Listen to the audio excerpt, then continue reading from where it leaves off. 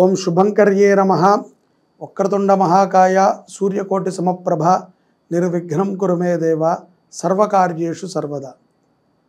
ఆదిత్యాయ చ సోమాయ మంగళాయ బుధాయ చ గురుశుక్రః శనిభ్యశ్చ రాహవే కేతవే నమః. గురుబ్రహ్మా గురుర్విష్ణుః గురుర్దేవో మహేశ్వరః గురుః సాక్షాత్ పరబ్రహ్మ తస్మై శ్రీ గురవే నమః. శ్రీ మహాగణాధిపతయే నమః. ఆదిత్యాది నవగ్రహ దేవతాభ్యో నమో నమః. అస్మత్ శ్రీ గురుచరణారవిందాభ్యాం నమః. మకర రాశి వారికి 2025 మే నెలలో గల గోచార ఫలితాలను తెలియజేస్తున్నాము.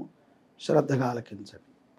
ఈ మాసములో ఉద్యోగస్తులకి చాలా చక్కటి లాభాలు, ప్రమోషన్లు, సన్మానాలు ఉంటాయి. కొన్ని సందర్భాల యందు మనకి దొరకదు అనుకున్నటువంటి ఉద్యోగము కూడా మకర రాశిలో ఉన్నటువంటి వారికి సంభవించేటువంటి ఫలితం. విదేశాలలో ఉద్యోగం చేసుకునేటువంటి వారికి కూడా ఒక గొప్ప అవకాశము ఈ మాసంలో లభిస్తుంది. డేటు, టైము, సమయము చెప్పండి అని మీరు అడగద్దు, సంభవిస్తుంది. ప్రయత్నం మాత్రం అసాధారణంగా చేయాలి. నిర్విరామమైనటువంటి ప్రయత్నం చేయాలి. వ్యాపారస్తులకి సంపద వృద్ధి పరముగా ఉంటుంది. శని వెళుతూనే ఎన్నో మంచి పనులు చేశాడు, ఎన్నో చూపించాడు, ఎట్లాంటి వాళ్ళని మార్చాడు. ఇక్కడ వ్యాపారపరముగా మీకు ఉన్నటువంటి కొన్ని కోర్టు వ్యవహారాలు సద్దుమణుగుతాయి.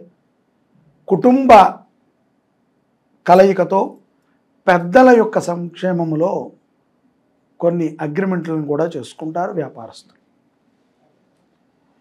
వివాహాది శుభకార్యాలు జరగనటువంటి మకర రాశి జాతకులకి, అవివాహితులకి యోగ్యమైనటువంటి సంబంధాలు వస్తాయి. శుభ పరిణామములు కలుగుతాయి. వివాహపరమైనటువంటి చర్చలు ఫలిస్తాయి. ఆరోగ్యం పట్ల శ్రద్ధ అవసరం. అకాల భోజనాల ద్వారానో, తినరానటువంటి పదార్థాల ద్వారానో క్షుద్బాధ ఎక్కువ అవుతుంది. కాబట్టి జలముని ఎక్కువగా తీసుకుంటూ ఉండండి. నీరుని ఎక్కువగా, నీళ్ళని తాగుతూ ఉండండి. అనవసరమైన పదార్థాలను తినవద్దు.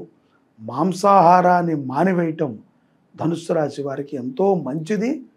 ఆరోగ్యం దృఢంగా ఉంటుంది. అలాగే విభేదాలు ఎటువంటి వారితో వస్తాయి? ముఖ్యంగా స్త్రీ పురుషులకి విభేదాలు మకర రాశి వారికి తల్లిదండ్రులతో వస్తాయి. చెప్పటానికి కొంచెం ఇబ్బందిగా ఉన్నా తల్లిదండ్రుల యొక్క మాట మనం వినట్లేదనో, లేకపోతే మనం చెప్పింది తల్లిదండ్రులకు కన్వే అవ్వట్లేదనో, ఇంకా ఈ 2 విషయాల్లోనే గొడవ. ఆస్తనో డబ్బనో కాదండి. ఏదో తల్లిదండ్రులు చెప్తారు, అమ్మాయి ఈ పెళ్ళి వద్దు, లేకపోతే ఈ ఉద్యోగం వద్దు, ఇక్కడ ఉండద్దు అని. కుమారుడికో కుమార్తెకో అది నచ్చదు. మీకేం తెలుసు అని చెప్పి మాట్లాడటం, ఆ మాట ద్వారా కొంతకాలము మాటలకి దూరంగా ఉండటం. ఇక్కడ విభేదాలు ఇంకొకరితో కూడా ఉంటాయి మకర రాశి వారికి. వారెవరంటే వీరి మంచిని కోరేవారు. వీరి మంచి ఎవరైతే కోరతారో వాళ్ళతో విభేదం పెట్టుకుంటూ ఉంటారు. కాబట్టి కొంత మీరు చిన్నపిల్లలు కాదు కదా, ఇంతవరకు మీరు ఏదో రకంగా యూట్యూబ్లో ఈ యొక్క రాశి ఫలాలను చూస్తున్నారు. మా యొక్క ఫలితం ఎలా ఉంటుంది జీవితంలో, ఈ యొక్క మాసములో మాస ఫలితం నాకు ఎలా ఉంది అని మీరు చూడగలుగుతున్నారు అంటే మంచి అవగాహన ఉన్నటువంటి వ్యక్తులే. కాబట్టి ఆలోచన చేయండి. ఏదైనా చెప్పంగానే ఒక్క నిమిషం ఆగు, నేను ఆలోచించుకుని చెప్తానమ్మా అనండి. రెస్పెక్ట్ఫుల్గా మాట్లాడటం ద్వారా విభేదాలకు దూరంగా ఉంటారు.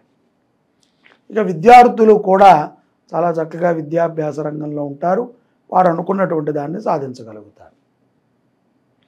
ఏ పరమైనటువంటి సంపద వృద్ధి చెందుతుంది, దేంట్లో పెట్టుబడి పెట్టవచ్చు అని అనుకుంటే షేర్ మార్కెట్ సత్ఫలితాలను ఇస్తుంది మకర రాశి వారికి. అలాగే మధ్యవర్తిత్వం ద్వారా కొంతమంది కమిషన్ సంపాదించుకునేటువంటి వారు ఉంటారు కదా, అటువంటి వారికి కూడా సంపద వృద్ధి చెందుతుంది. రియల్ ఎస్టేట్ రంగంలో ఉన్నటువంటి వారికి కూడా సంపద విపరీతముగా పెరుగుతుంది. ఆకస్మిక ధనలాభములు విదేశాలలో ఉన్నటువంటి వారికి జరుగుతాయి. ఎప్పుడో పెట్టుబడి పెట్టుంటారు, ఎక్కడో ఎవరికో ఇచ్చుంటారు, వాడు ఇవ్వడు అని అనుకుని ఉంటారు, వాడు తిరిగి వచ్చి ఇవ్వటాన్ని మనం చూడవచ్చు. అది కూడా మీకు అవసరమైనటువంటి ధనమే. ఖరీదైనటువంటి వస్తువులను కొంటారు విదేశాల్లో ఉన్నటువంటి వారు. అక్కడ ఆధ్యాత్మిక పరమైనటువంటి ఒక కార్యక్రమాన్ని తలబెట్టి దాన్ని సక్సెస్ఫుల్గా సాధించగలుగుతారు. భక్తిపరముగా పెద్ద పెద్ద మనమంతా ఏం ఆలోచిస్తామండి, కొత్త వాళ్ళని అట్రాక్ట్ చేయటానికి మన యొక్క సంకల్పం ఎలా ఉంటుందంటే, బాగా సూపర్ స్టార్ని తీసుకొస్తే అందరూ వస్తారు. సూపర్ స్టార్ దగ్గరికి మనం పరిచయం అవుతాం, సూపర్ స్టార్ ద్వారా మనకి కొత్త పరిచయాలు ఉంటాయి అనేటువంటి ఒక ఆశతో మనం చేస్తాం. మంచి విషయాలను చెప్పే వాళ్ళని, మంచిగా ఉండేటువంటి వాళ్ళని మనము మన వరకు అయితే ఓకే, పరిచయం చేయాలి. ఎవరికైనా ఎక్కడికైనా వీళ్ళని తీసుకువెళ్ళాలంటే దానికి మనము ముందుకు రాం. మనము ఒక వ్యక్తిని ఎలివేట్ చేయగలిగితేనే జీవితంలో మనం బాగుపడతాం. కాబట్టి అటువంటి ఆలోచనని చెయ్యండి. భక్తిపరంగా చాలా వృద్ధి చెందుతారు. ఇక్కడ మే 12 పౌర్ణమి తరువాత ఉద్యోగస్తులకి ఉద్యోగపరమైనటువంటి లాభములతో పాటు కొంత తిరుగుడు కూడా ఉంటుంది, సిద్ధపడండి. వ్యాపారస్తులకి క్షేత్ర దర్శనాలు, హాలిడేస్ తిరగటాలు కూడా ఉంటాయి, వాటికి కూడా ఖర్చు అవుతుంది, సిద్ధపడండి. అవివాహితులకి పూర్వం ఉన్నటువంటి స్నేహితులని కట్ చేయటంలోనో, కొత్తగా పరిచయమైనటువంటి వ్యక్తులతోనో తిరగటం ద్వారా సంపద ఖర్చు అవుతుంది. ఆరోగ్యపరముగా శ్రద్ధని వహించండి. ఎక్కువగా ఆకుకూరలని సేవించడం ద్వారా, తినడం ద్వారా కొన్ని రోగాల నుంచి బయటపడతారు. విభేదాలు కూడా వస్తాయని చెప్పాను మకర రాశి వారికి. ఆ విభేదాలు రాకుండా తల్లిదండ్రుల దగ్గర కానీ, అత్తమామల దగ్గర కానీ, మిమ్మల్ని ఇష్టపడేటువంటి వ్యక్తులు కానీ, మీతో మంచిని చేయించేటువంటి వారితో కానీ చెప్పిన మాటని విని ఆలోచన చేసి నిర్ణయాలను తీసుకోండి. విద్యార్థులు బద్ధకాన్ని విడిచినట్లయితే పౌర్ణమి తర్వాత విశేషమైనటువంటి ఫలితాలను పొందుతారు. విదేశాలలో ఉన్నటువంటి వారు ఖరీదైనటువంటి వస్తువులని అమ్మకండి, ఖరీదైనటువంటి వస్తువులని కొనకండి, తొందరపడకండి. ఇప్పుడు కొన్నది మరొక్కసారికి ఉపయుక్తము కాకపోవచ్చును అని గ్రహస్థితి ప్రభావంగా నేను చెప్తున్నాను. అలాగే భక్తిపరముగా కొంత చింతనని పెంచుకోండి. ఆధ్యాత్మికముగా మీ యొక్క లెవెల్స్ని పెంచుకోండి. ఒక మంచి ఆధ్యాత్మికమైనటువంటి కార్యక్రమాన్ని తలపెట్టి విజయవంతం చేయండి. ఈ మాసంలో ఎటువంటి పరిహారములు చేస్తే మకర రాశి వారికి మంచిది అంటే గోసేవ. ఎవరికైనా నేను ఒకటే చెప్తానండి, గోసేవ చెయ్యి, విశ్వాసముతో చెయ్యి, నమ్మకంతో చెయ్యి. నువ్వు నెలకి తినడానికి 10,000 అవుతుంది.